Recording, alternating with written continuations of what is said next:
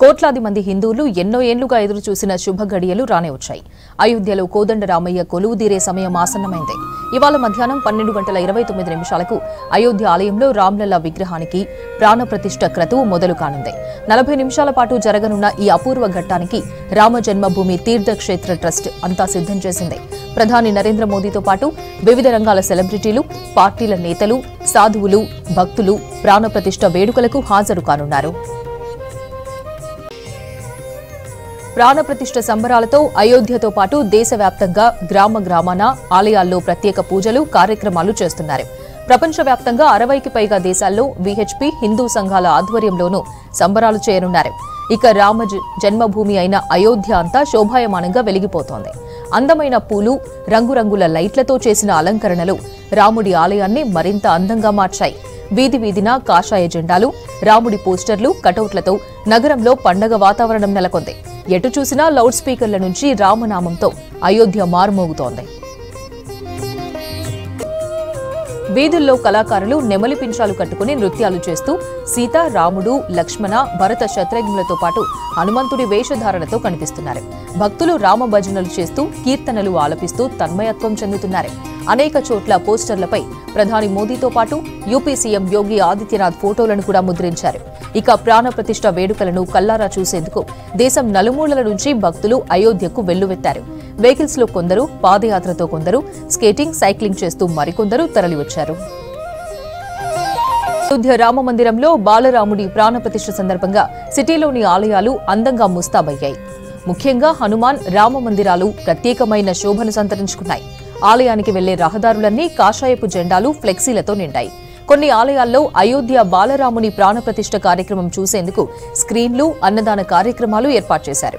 Secunderabad Tadbund Hanuman temple కు భారీగా తరలివస్తున్నారు భక్తులు. తాడ్బండ్ హనుమాన్ టెంపుల్ నుంచి మరిన్ని డీటెయిల్స్ మౌనిక లైవ్ లో అందిస్తారు. మౌనిక, ప్రతి హిందువు కూడా ఎప్పుడెప్పుడు అని ఎదురు చూసిన సమయం రానే వచ్చింది. మరికొన్ని గంటల్లో అయోధ్యలోని బాలరాముడి ప్రాణప్రతిష్ఠ ఘనంగా జరుగుతుంది. ఇటు దేశవ్యాప్తంగా కూడా ఈ ఉత్సవాలు జరుగుతున్నాయి. ఇటు హైదరాబాద్లోనూ రామాలయాలతో పాటు హనుమాన్ మందిరాలలో కూడా ప్రత్యేకమైన పూజలు నిర్వహిస్తున్నారు. ఉదయం నుంచి కూడా ఆలయాలకు భక్తుల తాకిడి కనిపిస్తుంది. ప్రజెంట్ మనము సికింద్రాబాద్లోని తాడ్బండ్ ఆలయంలో ఉన్నాము. ఇక్కడ ప్రతి పూజ కూడా విశేషంగా జరుగుతుంది. ఇక రాముడి ప్రాణప్రతిష్ఠ కారణంగా ఈరోజు ఉదయం 5 గంటల నుంచి కూడా భక్తులు ఆలయానికి రావడం జరిగింది. మనతో పాటు అర్చకులు ఉన్న వారితో మాట్లాడదాం. సో ఈరోజు భక్తుల కోలాహలం ఆలయానికి కనిపిస్తుంది. ఈరోజు ఆలయంలో ఏ కార్యక్రమాలు ఉండబోతున్నాయి? మన ఆలయంలో ఈరోజు రామ ప్రతిష్ఠ సందర్భంగా ఉదయాన్నే మేము 5 గంటలకి అభిషేకము, అట్లానే ఏంటంటే రాముల వారికి కూడా విశేష అలంకరణ పూజలు జరిగినాయి. ఇది అయిన తర్వాత మనం ఇప్పుడు ఏంటంటే రాముల వారికి ఏంటంటే విశేష తులసి అర్చన చేస్తాము. అట్లానే ఆంజనేయ స్వామి కూడా విశేష తులసి అర్చన చేస్తాము. మనం 10 గంటల నుంచి ఏంటి అని అంటే మన స్వామివారి నామ సంకీర్తన ఉంటుంది. అట్లానే ఇక్కడ దర్శనానికి వచ్చే భక్తులు అయోధ్య దాకా పోయి చూడలేరు కాబట్టి అయోధ్యలో జరిగే ప్రతిష్టను ఏంటి అని అంటే ఇక్కడ స్క్రీన్ పెట్టించాము. స్క్రీన్ ద్వారా ఇక్కడికి దర్శనానికి వచ్చే భక్తులు దాన్ని కూడా దర్శించుకుంటారు. అట్లానే మనం ఈరోజు గుడి భక్తుల దర్శనార్థం కంటిన్యూగా తెరిచే ఉంటుంది. మళ్ళీ సాయంత్రం ఏంటంటే స్వామివారి యొక్క భజన సంకీర్తన కాలక్షేపం కూడా ఉన్నది. మన రాముల వారి యొక్క విశేషతను గురించి తెలుపుతూ భజన కాలక్షేపము, ప్రవచనాలు అన్నీ మన తాడ్బంద్ గుడిలో విశేషంగా పెట్టాము.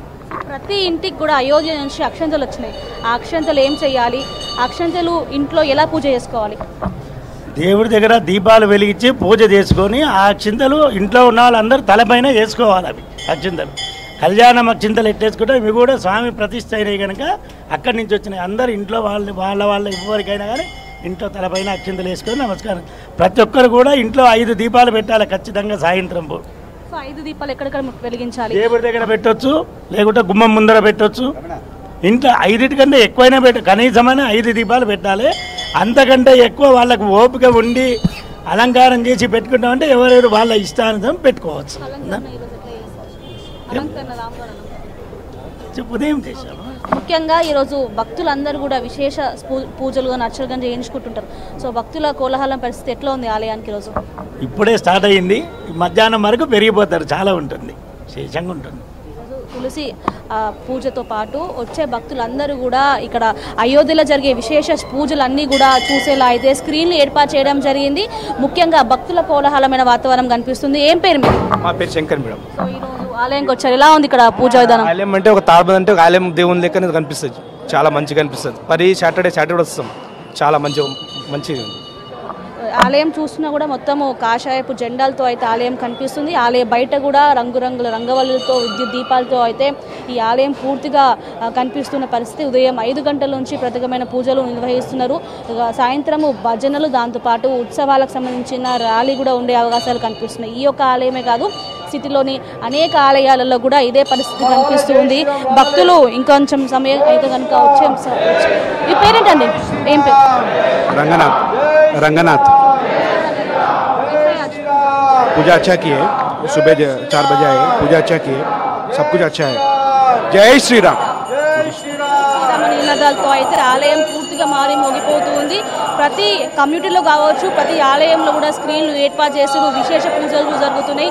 విద్యుత్ దీపాలతో, కాషాయపు జెండలతో అయితే ప్రతి ఆలయం కూడా జై శ్రీరామ్ అనే నినాదంతో అయితే కనిపిస్తూ ఉన్నాయి. అర్చన, థ్యాంక్ యూ మోనికా.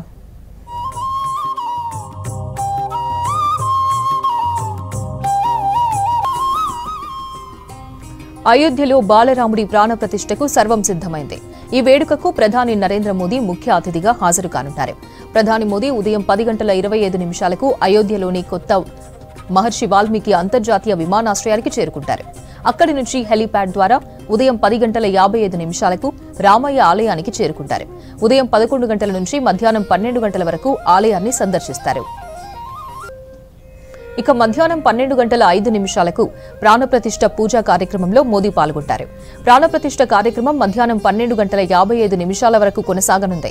రామమందిర ప్రతిష్టాపన పూజా కార్యక్రమాల తర్వాత 1 గంటకు మోదీ బహిరంగ సభలో పాల్గొంటారు. మధ్యాహ్నం 2 గంటలకు భక్తులతో మమేకమయ్యే బహిరంగ కార్యక్రమంలో ఉంటారు. మధ్యాహ్నం 2:10 కుబేర్తిల ఆలయంలో ప్రత్యేక పూజలు చేస్తారు.